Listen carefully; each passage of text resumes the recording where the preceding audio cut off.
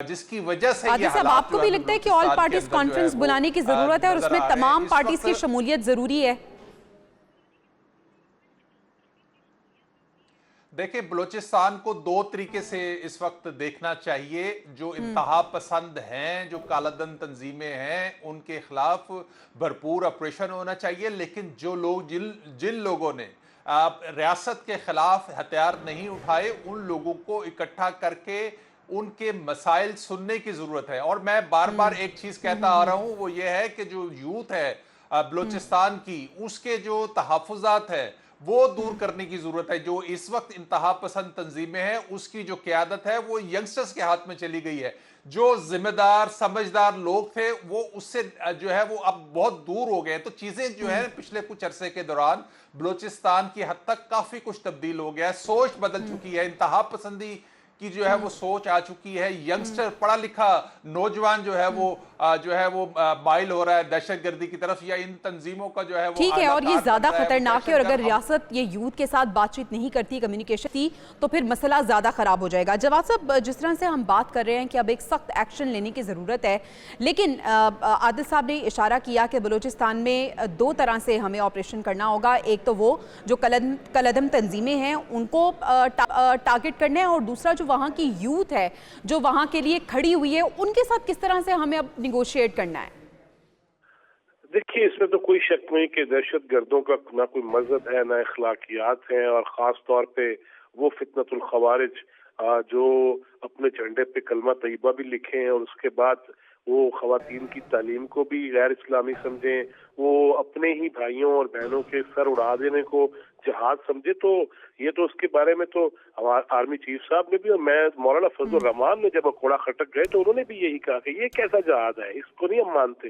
लिहाजा इनकी सरकोबी तो करना होगी, और उसके लिए डेफिनेटली जो नौजवान तबका है, जो यूथ है, उसको एड्रेस करने की जरूरत है। देखें, अगर अब बलूचिस्तान या किसी भी सूबे के अंदर कोई महरूमियां हैं, कोई हुकूक के मामला में संजीदगी से एड्रेस करना होगा, लेकिन ये नहीं किसी को इजाजत दी जा सकती कि वो रियासत के खिलाफ असला उठा ले, वो पाकिस्तान के खिलाफ गुफ्तगू करे, जहन बनाए, जहन मजीद परागंदा करे। हाँ, हमें यूथ को डेफिनेटली पॉजिटिविटी की तरफ लेके जाना होगा, उन्हें फिर से बताना होगा, क्योंकि बड़ी मेहनत करके ना दिमाग खराब किए गए, बड़ी मेहनत करके तलफ़ुज़ बिगाड़े गए।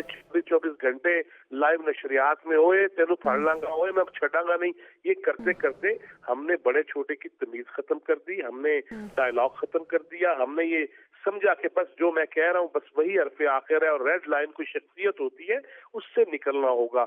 उन्हें जॉब देना होंगी, उन्हें तालीमी वसाइल मुहैया करने होंगे, उन्हें बताना होगा कि आपके लिए ही ये मुल्क है और आप इस मुल्क के बाशिंदे हैं, और उनकी हुब्बुल वतनी पे शक ना किया जाए। हाँ, जहाँ जायज एतराजात हैं उन्हें दूर करना चाहिए। मैं फिर दोबारा दोहराऊंगा, लेकिन ये किसी को हक नहीं हो सकता कि वो मुल्क की ईंट से ईंट बजाने की कोशिश करे, वो प्रोपेगेंडा करे, और वो अनासर चंद जो मुट्ठी भर ही कहे जा सकते हैं।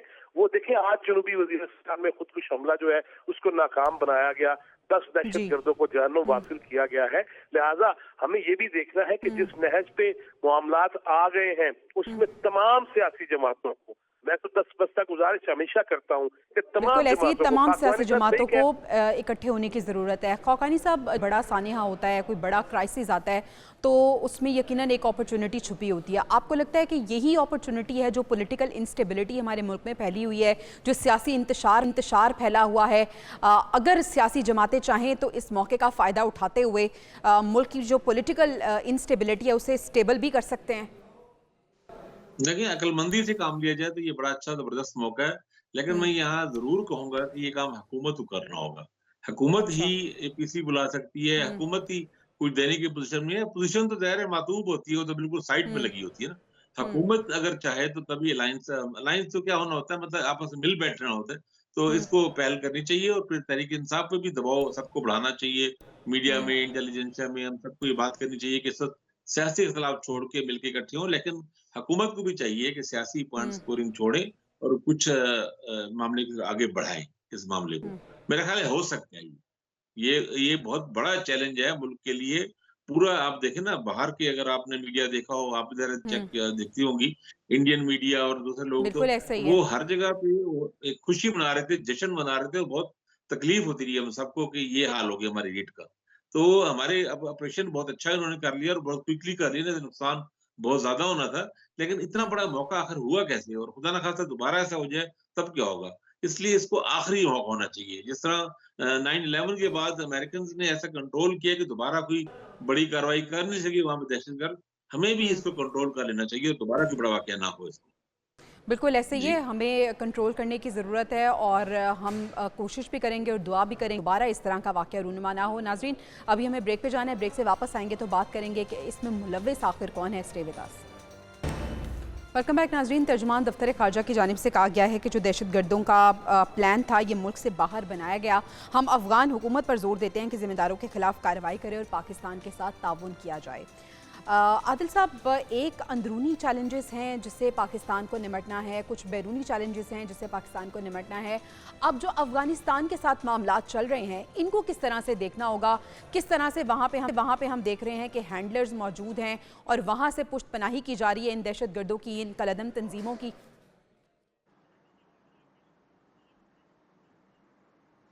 देखिए, एक चीज़ तो ये समझ लेनी चाहिए कि अफ़गानिस्तान में अब वो हालात नहीं हैं जो माजी में थे। अब वहाँ पर बहुत सारे जो इससे पहले मामलात थे उसमें पाकिस्तान का किसी न किसी हद तक जो है वो रोल भी था, कंट्रोल भी था। अब तो जो अबूरी हुकूमत है वो पाकिस्तान के हवाले से उसकी अपनी रिजर्वेशंस हैं।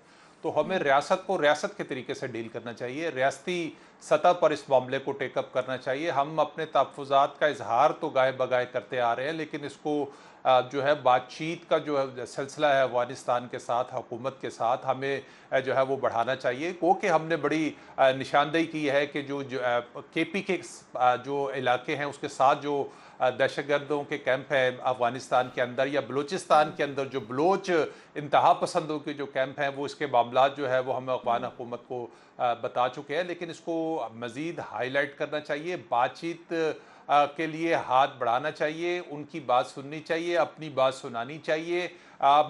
एक तो आप इंटरनेशनली इसको डील करें जिस तरह से हमें रियासतों को डील करना होता है, दूसरा इंटरनली भी हमें चीज़ों को जो है वो कंट्रोल करना है ताकि जो इन इंतहा पसंद, वो चाहे केपी में मजहबी इंतहा पसंद हो या बलूचिस्तान के अंदर जो कौम प्रस इंतहा पसंद है, उनको उनके तरीके से डील करते हुए उनके जो रिजर्वेशन जो आप दूर कर सकते हैं, जो एक गलत फहमियाँ है जिसकी बुनियाद पर जो नई जनरेशन है वो उनके आलाकार बन रही है, उसका सिलसिला आपको रोकना चाहिए और रोकना होगा।